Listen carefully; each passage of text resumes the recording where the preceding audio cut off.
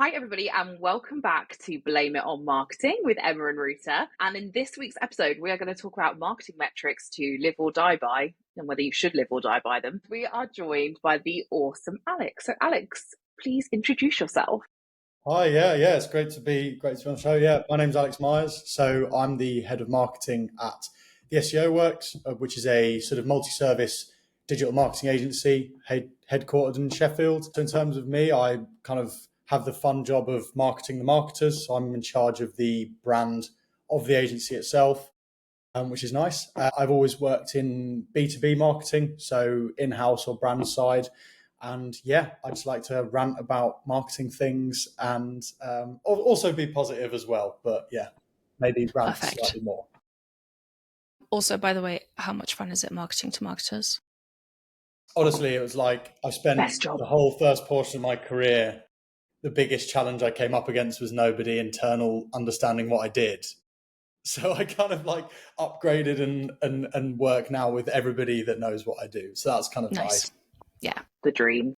And also a really weird thing happened where I think I knew this subconsciously, but someone pointed it out in better words to me the other day. They basically said, you've managed to wing it so that you're your own target audience, which is true. Like we sell to predominantly like marketing managers, head of marketing, things like that. And yeah, that's also quite nice because for once, when I sort of claim to know what my audience are thinking, I actually kind of do. Before we jump into the topic of metrics, which I'm obviously very excited about, as anyone who's watched anything on this podcast knows, I would love for you to share your deepest, darkest marketing fuck up.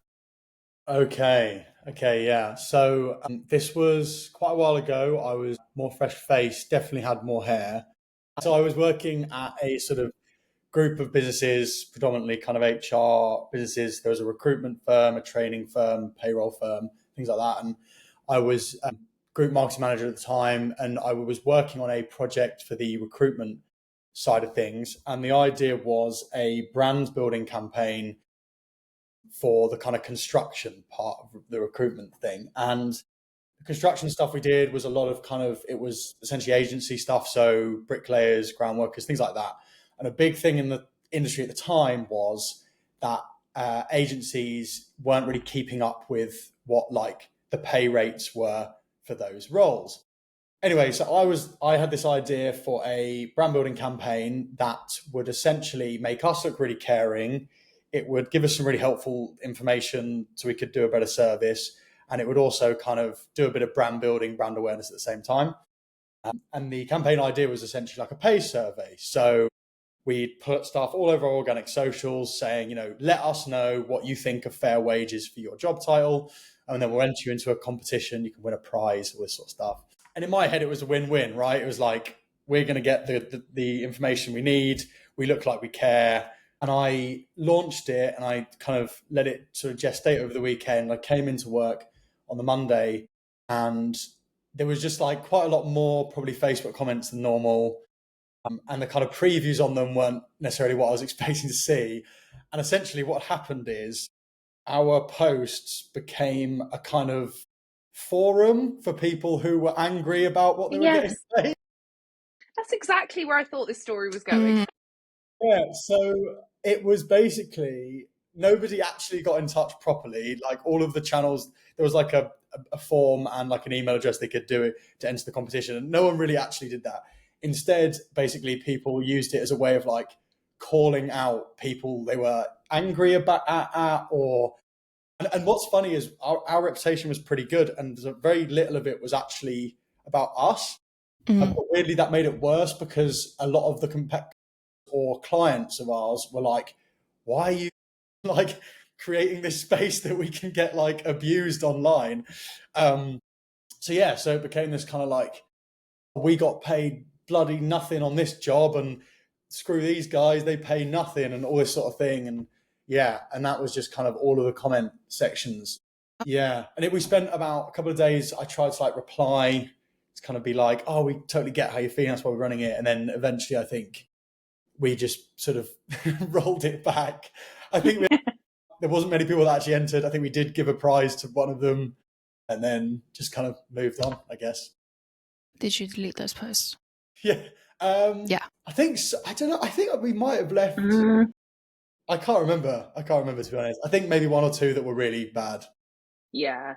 I had a similar thing happen once actually, because I worked for a piece of like assessment technology. So it's like interviewing software. So like the big, like Yeah, if you apply for a job at Sainsbury's or whatever, that's the software that you see as yeah, you apply for those roles. And what used to happen is we would get loads of abuse when candidates didn't get the job. So that's not us. Like you're having a go at the tech provider because it says, powered by insert company name here.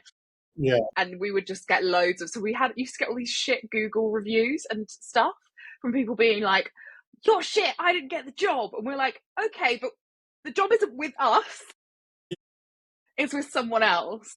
It was a big problem.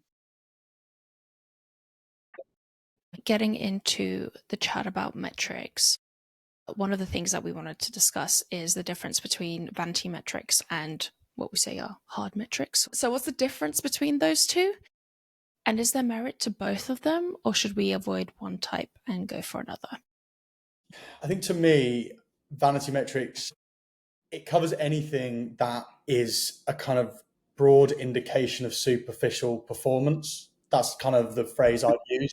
Whereas a kind of hard metric or any of those sort of words, that's something that shows real value, essentially. And I kind of, yeah, that's a bit of a spoiler to what my answer to the second part will be. I think to me, a vanity metric, it's frustrating because I think the negativity around them was kind of, it was only needed because so many people use them as real metrics. Like for me, they are not inherently useless, but they are not inherently valuable either. And the reason I spend so much time banging on about why they're bad is only because so many people treat them like a real kind of, this is value, this is what we're here to do. So I think the difference between them is that. And I think in terms of whether there's merit to both, I think we're there to, as marketers, to achieve growth in the real metrics. We're not there to improve vanity metrics. The vanity metrics are useful as indicators that we're on the right track, maybe. We're on our way, but they are not the value. They are simply that. So to me, short answer, do they both have merit? I would probably say no, purely because I think that as soon as you say yes, people misuse vanity metrics and they end up everywhere. But within your team, like, sure, knock yourself out with your impressions and engagement rate. Yeah, we talk about that a lot, don't we? About like what is internal team metrics versus what you present externally. And externally, I think it should be a lot more of the kind of hard metrics. And internally, of course, you're going to look at views and click-through rates and that kind of stuff because it's an important indicator, but it's not the be-all and end-all. Yeah. I want to just tell a short story about my favorite vanity metrics campaign ever. It was at one of my first jobs. If you care, you can look it up. Our CMO spent, I want to say it's like 100 to 150,000 pounds with a huge PR agency to do this 100 million views campaign. And the whole point was that people would talk about their product, and then we would like use the campaign to promote their product. And the platform was a PR tech platform, so you kind of get what's happening. But one, we didn't use our own platform to do any of that. We used a huge fuck off PR agency. So that's already really fishy. And two, we got that 100 million views or whatever the ridiculous number was. But I remember being in the London office and I swear we had like 10 leads from that campaign. Yeah. Like, I'm not even exaggerating, like 10. And I don't think any of them closed either.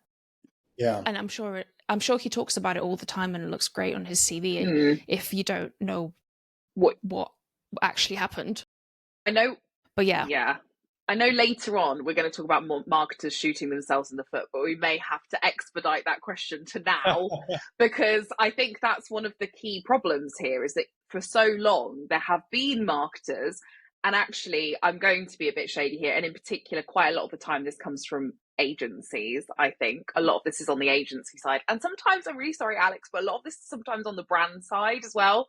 That these vanity metrics are the ones that are presented forward to a CEO or board members like, look at all this amazing stuff we've done. Aren't we wonderful? And that's, like when people traditionally thought of marketing as kind of like we just do the like PR and the brand awareness and we do that stuff. And they didn't think about it as the revenue generating department that it now is. And so therefore you've still got all these people who are kind of peddling vanity metrics, like, oh, it's wonderful, look how many impressions we got.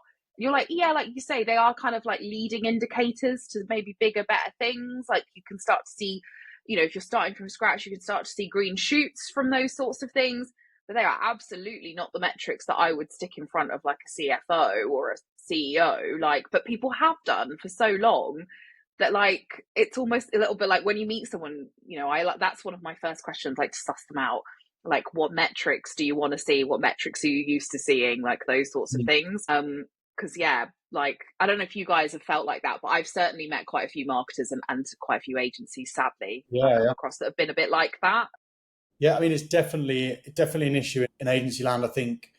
So funny enough, like one of the things that we did, it was like probably a while ago now, but like we basically had this realization that because we've been around for an SEO agency quite a long time, I think about 15 years now. And so Google was very different when we did SEO at the beginning, and the way that was sold and all that sort of thing was very, very different. Something that we realized was exactly what you said. There was a lot of other agencies out there basically peddling, like, so to talk SEO for a sec, like keyword rankings as like the only data they were reporting, right? And it was like, well, obviously that's, I guess, the aim. But one of the things we did was essentially try and pivot around, well, okay, but what's actually happening?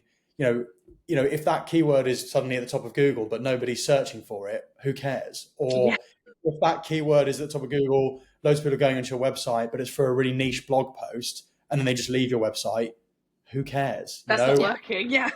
Or like, how do we as an agency sit amongst your other agencies? Like, have you got or are you working with a specific sales thing, and actually all of these inquiries getting wasted because, so one of the things we did was actually go, well, this isn't really good enough. And we actually started to really push this idea of like, okay, we're going to work with you to understand how the work we're doing fits into revenue and reporting more of that. And I remember at the time it felt really obvious, but nobody was doing it. And it was just one of these really weird moments where it was like, this shouldn't be a USP, Like, it shouldn't be allowed that we're benefiting because this is the basics, right? It like, still is. Yeah. It's like Ruta and I go in and consult as fractional CMOs, and I can almost guarantee you that most of the time we go into a business, the reporting that was going on before is 9 times out of 10 either vanity metrics or there is no reporting. Like, and it's one way or the other. Like, I've not walked into a single business that has had like hard business metrics being reported. I feel like this also happens. The metrics look like hard business metrics, but they're not. But they've been folded and fluffed in a way that they're actually vanity metrics. Like, I don't know, MQL numbers or something. Like, oh, anyone that fills in anything on the website's an MQL, and it's like, well, we can argue about whether we should have them or not, but like that's really not what a qualified lead of any sort is, even if it's a marketing qualified lead. So you can kind of bend those hard metrics to still be vanity metrics if you're not careful. And one of the ones that I saw that was probably the naughtiest thing I've ever seen was someone measuring pipeline from demos booked. So basically going onto LinkedIn, getting the number of employees, so like a totally inflated pipeline. Right. So that's that kind of like going, oh, they've got 200 things. I put them in employees. I put them into the pricing calculator, and I'm going to put that as pipeline. Yeah. So on that note, what kind of metrics should the marketing team be sharing with the entire business versus the board versus the team talking about stuff internally? Because I think people think they're all the same things, but maybe not. With this, I try and kind of use a mantra of like, why should they care? Like, I kind of run that by everything I'm about to do. So like, and because of that, I think it can vary slightly depending on your specific circumstances. But so like broadly within the team, that will be the only place those vanity metrics do have a value, in the sense of you're able to, with a fine-tooth comb, go through everything you're doing, analyze its performance and try and improve it. So if I'm doing that, let's say organic social, LinkedIn posts, things like that, I am going to want to use those vanity metrics because I want to see if LinkedIn posts, which ones were received well, which ones weren't, which ones created certain actions. And then as a team, we want to improve. So we'll go through that. But I think also as a team, it's important to share it should kind of be this fluid thing, because I think on the board side, it'll be a lot more, the real stuff, important stuff, ROI, things like pipeline, anything basically what's going to help the business grow. But I think also there should be a level of that reported back into the team, because I do think as like junior marketers, there will be a level of pride taken in the fact that they feel like they're part of that growth. And I think that's often the bit that's missed, is like, maybe they won't care, or maybe, because I'm working it out as a head of marketing, or whatever, it's beyond them or whatever. Actually, no, like showing them this is where we're going is, that's important. I think with the board, again, this will vary. It depends on the size of the board. And also, like, if you've got people overseeing very specific parts of the business within the board, tailoring what they see to what they care about again. So, financial directors, things like that, like I would literally just go bottom line, like go straight for the numbers. With people who are more maybe CEO, maybe more in charge of the direction of the business, brand awareness is more important to them, as long as it's like a reasonable measure, not just like a bollocks one. That gives them an idea of the vision of the business, where you're going. So in my role, a lot of our marketing is around showcasing the expertise that our staff has. So I'm really reliant on their engagement in output. So writing blogs, putting together stuff. I tend to share what's going to make them excited about the marketing, sprinkled with enough real stuff that they think I actually do something. They're not just doing it all for you. I want them to write blogs. I'm going to show them how awesome our reach to our blog has become, and how many different people are looking at them. Or, if they're going to do social posts, well, have you seen how many followers? Things like, again, things that I'd call vanity, but it's really, I'm trying to get them excited about being involved. That's a really good summary. If you kind of want to think of it in a very simple way, if you don't know what to share, the marketing team gets everything, every single metric. The company gets a subset of those, and then the board gets a further subset of those. So you're almost decreasing, and you're getting harder as you're going down the triangle. I think you're so right about making sure that you're using metrics to also excite people. That's a point that we miss. If you've got people involved, or you want people to do stuff for you, oh my God, should you be like, oh, hey, look, you posted blah, blah, and we got some leads from it. And like, people get excited because they feel like they're making a difference. Yeah. And I think also as well, like, again, that's where it kind of becomes flexible, because I think, as you said, it gets smaller and smaller the more senior you go, especially, board level, they're busy. You want to be giving them executive summaries of staff, hitting them with the key stats. But then again, like, that was kind of thrown on its head for me personally, because then I moved to a role where I am now, which is like, our directors want to know everything because they love marketing. So it's like that almost threw it on my head again, because like now I'm back to kind of almost going against my gut reaction in being like, the directors need to stick to just like revenue stuff and stuff like that. But they love marketing, and they do want to know the nitty gritty. And that's where that vanity metric thing gets difficult. And I think as long as you remind them that the difference, that's fine. It's the way you position it to them, isn't it? It's like, I mean, Ruta wrote this wonderful course on the Blame It on Marketing community, which is all to do with like presenting back to like knowing your audience when you're presenting your metrics. Nice, and I think, and obviously we should be good at that because we're marketers. So we should be able to look at the people in front of us and go, right, this is what these people want to know.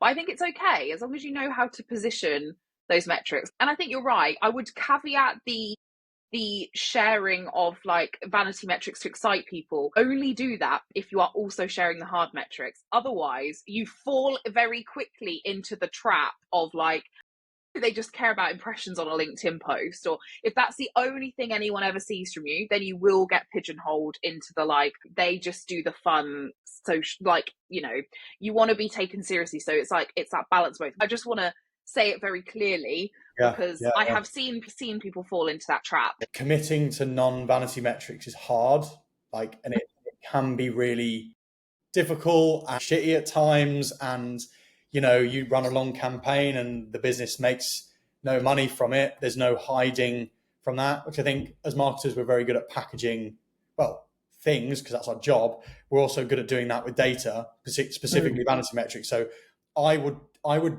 bet a lot that there's every marketer out there can find good in every campaign they've ever done their whole life, because it's our job, right? We'll find a metric that looks good. we'll package it in a certain way. If the temptation's there, committing to non-vanity metrics is hard because you can't do that. There's no hiding from, if revenue didn't increase, there's no hiding from that. If you didn't get any leads from a campaign, there's no hiding from that. And I think that's where it gets difficult because, impressions, we got some followers, things like that. That's instant gratification for you. It's an instant pat on the back. The team go, oh, cool, I know what a follower is. So well done, and that's why you have to be so careful because you'll fall into the trap, as you said, like you'll maybe share that information. Someone will say, well done. And then, that feels nice. And then you keep sharing it and you forget the hard stuff that isn't as sexy. It's not as interesting to regular people. It's not as, quick to show. That stuff just kind of gets pushed by the wayside because it's not as fun or quick, I guess. Yeah. I mean, that's one of the ways that marketers shoot themselves in the foot, right? One of the things that I was going to say that I think is a big problem for people, because there's this disconnect, right, between those vanity metrics that you are measuring and that you're talking about as a team, and you're talking about constant improvement and optimization of things. And then how did that actually take us to the hard metrics? And I think because there is this gap in knowledge sometimes in marketing, which is like, how did that become that? Yeah. Lots of people then cannot explain either how did that stuff that you did make revenue? Yeah. How did that actually improve or grow the business? And I think that for me is one of the biggest things I've seen people do. They're like, oh yeah, but we generated leads, but we know that eventually it turned into revenue. Like, but we cannot explain how that all worked. And sometimes that is very difficult. Like, that's not an easy thing to be able to do. Like you say, Alex, and committing to those really hard metrics is really hard for people because it's so hard to say how you got from A to B. And therefore you just go, I'm just not going to do it. Often that's a sign that the marketing teams become too siloed, essentially. I mean, marketing as a department, in my opinion, should literally be a sponge for the whole company. There is not a department in your company that isn't relevant to you in some way. And if you think it is, you're not thinking hard enough. One of the first things I do when I start a new role or a new position is I'll sit down and talk to at least one person from pretty much every team, because I think, to me, it's our job to amplify the brand, to communicate that to the wider world. And so you need to understand every single thing about that brand. Otherwise, you're being disingenuous. And I think that links really nicely to the explanation of that movement, because if you only know when a lead comes in and when new business is signed, and you don't really know anything that goes on in between, you need to go back to basics and do that homework, sit down with those teams, get those relationships in place as well, get visibility on the data, speak to people, say, oh, what actually happens when someone inquires, is there like a customer success person? Is that business development that deals with that? Blah, blah, blah. And actually get to know those people, show them why it matters to you and the business, explain why you need, otherwise they'll be like, what? Leave me alone, go away, I'm trying to do my job. Start by saying please and, make them a cup of tea and explain why you need to know. And you need to kind of know where you sit along that whole chain rather than just kind of only up until Yeah. And I think one of the other reasons why this happens a lot is that kind of that incomplete chain is because people don't anticipate what they might want to track sometimes. So when you're a busy marketer and you're just like, okay, let's get some stuff out, let's do some bits. If you don't just pause for a minute and think, okay, these are my goals. How can I make sure that I can check that we have reached our goals? Because you might need to create some stuff or make some lists or whatever it might be. So before every campaign, kind of just have a think, have I got everything in place to make sure I can report on this? Because you might need to do some new stuff. But also if you're setting up a new marketing team or you're a new marketing head, okay, what do I need to track? What are people going to be asking about? Can I get all of those things? Kind of pre-prepping, because it's really hard when someone then turns around to you and says like, what did this thing do? And you're like, I'm going to have to go find it. But sometimes there is no data because you never pre-recorded that data in the first place. And then you're really in a pickle and you're shooting yourself in the foot. That's why for me, there's no such thing as too much data, right? Even if it ends up being useless, you can decide that at a later date. But sometimes you actually can't go back. And so it's almost like throwing that net so wide and just saying, right, we're going to record everything and then we can process it later on, within my team. Actually, weirdly, only the other day I did an analysis session with one of our senior execs, sort of like talking to them about processing data and stuff like that, and how often having all the data is part of it, analyzing all the data is part of it. Everyone kind of knows that, but the kind of cleaning of the data is the middle bit. But if you're good at that middle bit, that first section can be as big as you want. You can have so much data, and like 80% of it can even be irrelevant, but you don't know what's relevant till after the campaign plays out sometimes. So just record as much as you can, and then find out what's good later on, I guess. Yeah.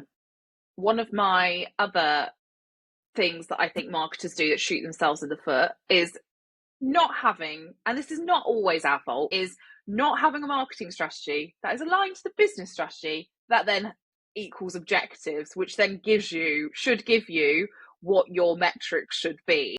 So it's like, if you do not have that chain, and that's, like I said, that's not always marketing's fault. Sometimes it's the fact that there's no business goals, or there's no or that you've got a CEO that flip-flops around and all of that kind of stuff. But like, that to me is something that I think a lot of marketers, again, are very scared of. They're like, oh, if we have a strategy, how do I make this strategy like live and breathe and actually do stuff for us? Mm-hmm. And therefore, but if you don't have that, then how do you know what metrics you should be measuring? Because they're not all, even the hard metrics are not all just about revenue and pipe. Like, obviously, No. Lots of people care about that, but there's other stuff. As we've said, you should probably have metrics around how many advocates you create. Nobody ever has that. No. The speed of things, your the quality of rates, things, the quality, how many leads that came in met your ICP. Those are all the kind of metrics that you need. And if you don't have a strategy, you cannot set out which ones of those are actually important.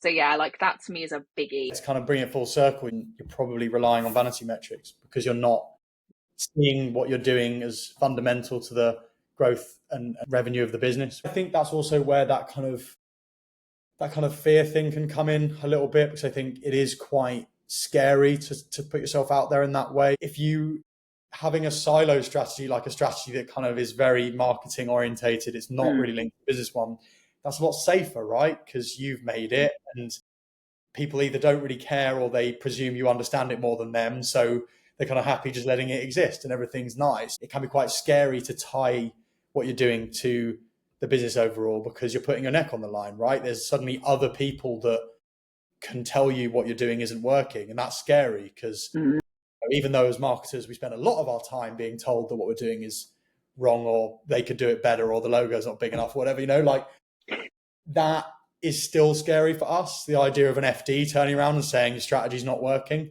And I know it isn't. On the other hand, if you're not coming at it from that angle yourself, and you're not controlling that narrative, I feel like someone will at some point ask you those questions, and it's going to be like, oh, well, how much revenue have you brought in? Because, we're having to do budgets, and, we're having to make tough decisions. And if you don't have that information and that isn't where you're coming from, you're going to end up screwed anyway.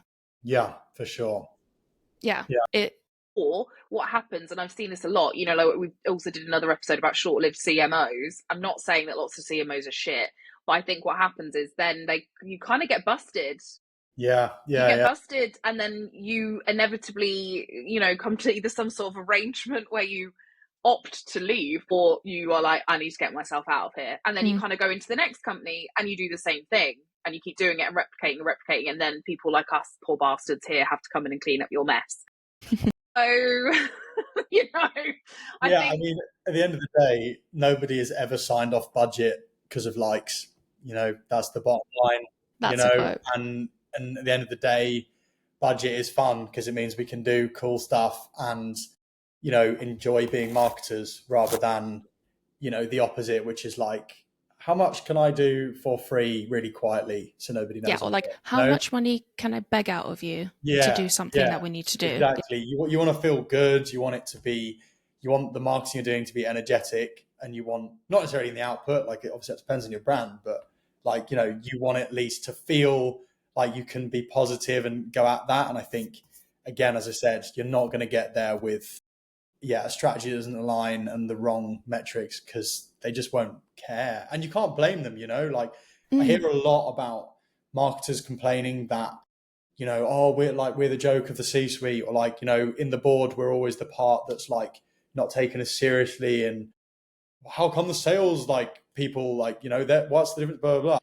Yes, some of that is trying to choose my words carefully so I don't like I'm slagging off all marketers, because like loads of that is out of our control, right? Like for sure, I totally agree. Like some of that is just unfortunate, like the stigma around the role and blah, blah, blah. But I do think there is a large portion of that sort of not taken seriously that's a bit self-inflicted. Definitely. I think it's presuming that people will just, marketing's important, let's go, we need to do loads of advertising, and not making them realize why, and not selling it, essentially selling that work. And I think, yes, other members of the C-suite don't need to sell it because it's more obvious. Like I guess with sales go up, sales go down. Easily, okay, the sales team I work closely with, they're going to watch that and go, well, that's a bit more complicated than that, but But it's expected, right? It's exactly, something that's anticipated, which I think leads us on to our next question really, really nicely. And it's, what do you think senior leaders need to understand about marketing metrics? Oh, yeah, I think this is where I'm going to redeem myself in the marketer's eye. Because I think for senior leaders, I think there is a really important realization that needs to happen, which is that metrics, things like that, the abilities for marketers to do their job correctly, it relies on buy-in from their side as well. The buy-in comes in kind of two areas. It's resource buy-in and it's engagement buy-in. From a resource perspective, visibility over attribution is very rarely free. Some of it is if you're really clever, but again, like if you're trying to do it for free, it's taking up a lot of your time, so it's not free.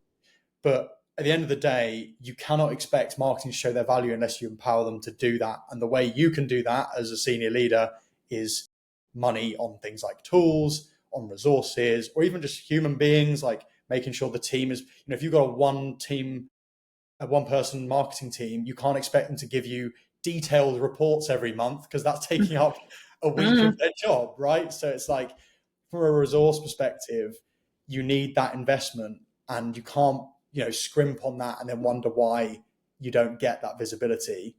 But then I think also it's engagement. It's not just money. I think if they need to be engaged with what the marketers are doing, because attribution is also, as well as sometimes expensive, quite complicated.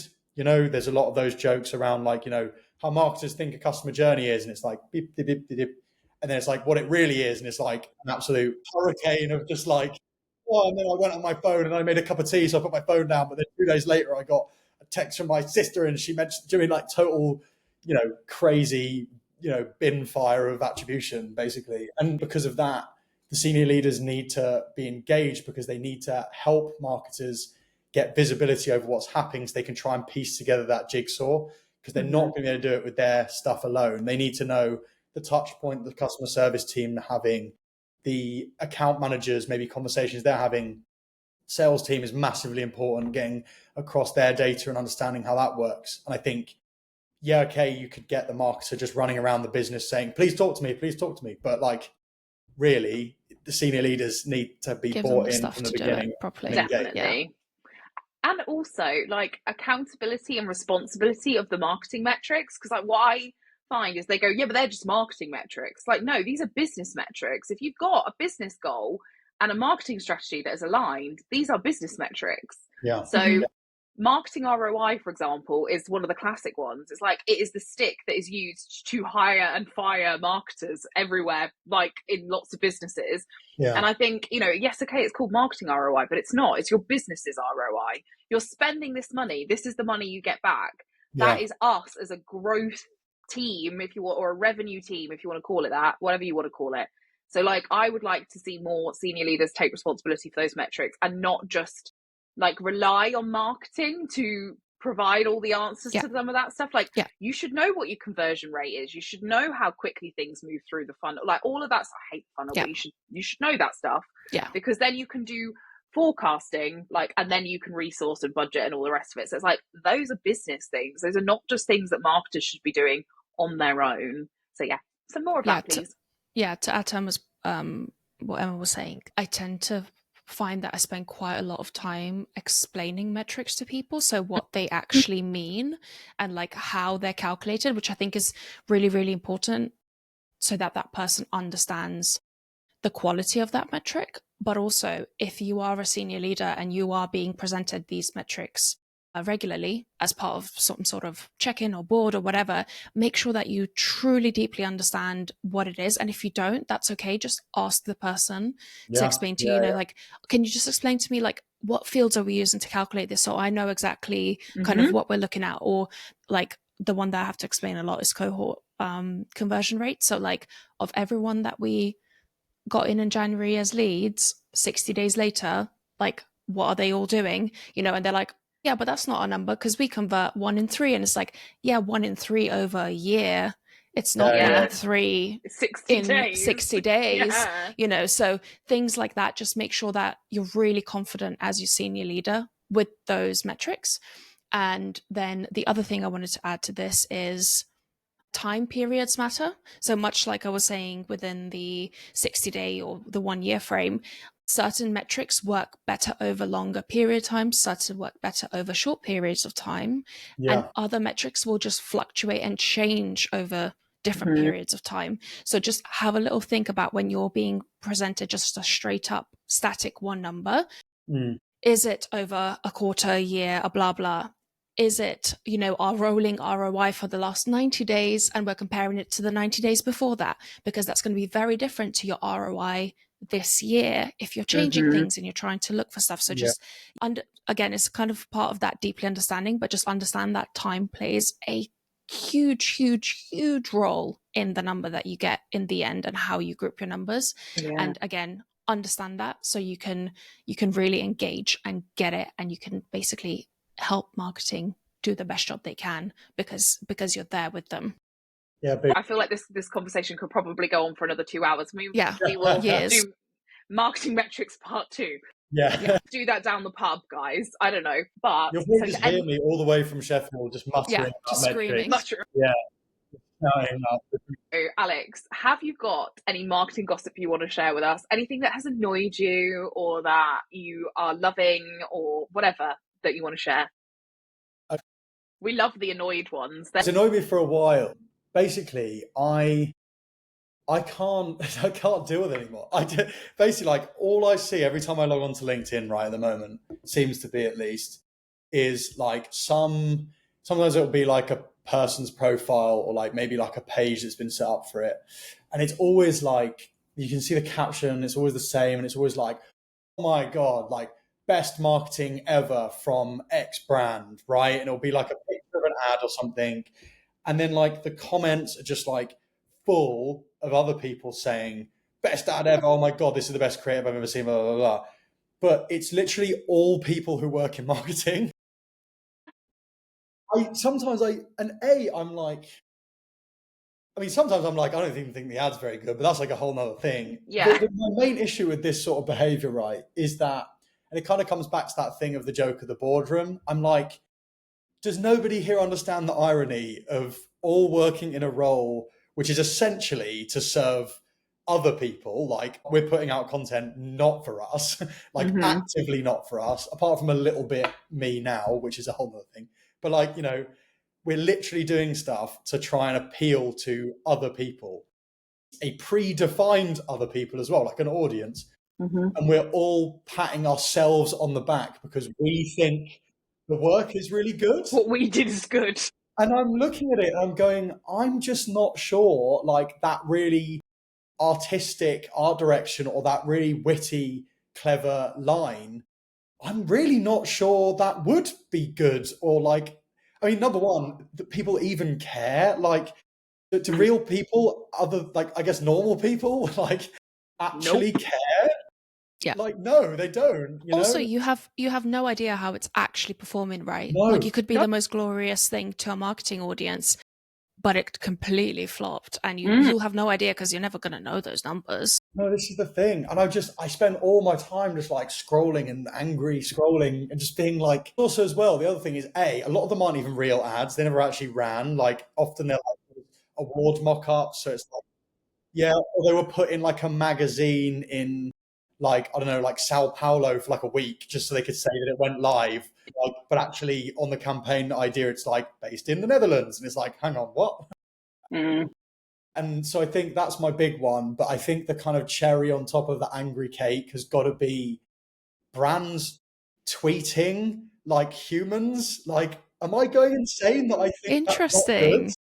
You You don't don't like love it when that? Aldi and Lidl and M&S get into bants with each other, because I Honestly, live for it. honestly, like again, like this was definitely one of the ones where I did feel, just because there was so much positivity around it, I was like, maybe I've just kind of snapped and I just need to shut up because like everybody else is like, yeah, everybody else is having fun and stuff. But yeah, it's just like that you see these tweets from like a brand, and again, it's usually shared on LinkedIn, like, oh my God, this social media team just keep knocking it out the park. And I'm like, do they? Interesting you say that, because I bet we look at it as marketers being like, oh, that's so cool, I wish I could do that. But we're looking at it through a marketing lens of like analyzing what they're doing as a brand. So maybe, I mean, they get good engagement. So that's not a bad thing, right? So I guess normal people also enjoy it, but I can see it can be off putting. So we'd obviously done all these marketing pranks to blame it on marketing. And then someone who I am now no longer friends with came to me and said, "Are you not worried that what you guys have done has made you look unprofessional?" And we were like, "Yeah, but we're marketing to marketers, so it's fine, right?" So is it just a case that with all of these brands, it's a little bit like, know your freaking audience better? Yeah, totally. Like that. I mean, that's the thing. Yeah, I think yeah, my sort of my triggered sensibility probably like overlooks that. I think yeah, there is certainly. I mean, that strategy originated somewhere, right? Well, Alex, thank you so much for joining us. I've thoroughly enjoyed this conversation. And as Emma said, we could keep going. Yeah. I think for a while. But yeah, I hope that anyone listening to this found this useful. And if you have any questions, blameitomarketing.com is where it's at. I believe Alex is already a member, so you can even tag him and ask him specifically something that's on your mind. We hope to see you all there. And till the next episode.